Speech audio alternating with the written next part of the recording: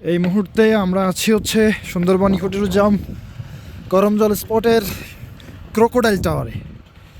এখান থেকে সুন্দরবনের যে একটা ভিউ দেখা যায় অভূতপূর্ব অভূতপূর্ব। পুরো সুন্দরবন এবং সুন্দরবনের ক্যানেল খালের যে দৃশ্য, এটা খালি চোখে দেখা আর ক্যামেরায় দেখার ভিতরে অনেক তফাৎ আছে। তারপরেও আপনাদেরকে দেখাই,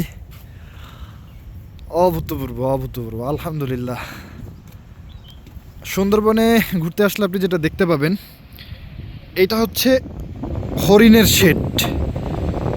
এখানে হচ্ছে হরিণ থাকে আর বানর হচ্ছে উন্মুক্ত, দর্শনার্থীরা আসলেই দেখতে পায়।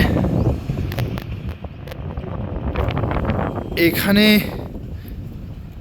ওই যে পুকুরটা দেখতে পাচ্ছেন, ওই যে পুকুরটা, এই পুকুরটাতে বড় বড় কুমির আছে দর্শনার্থীদের জন্য।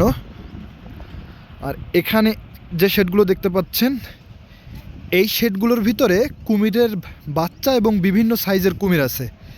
এই একটা শেড আছে, এখানে বড় কিছু কুমির আছে। আর এইটা হচ্ছে ইনফরমেশন সেন্টার।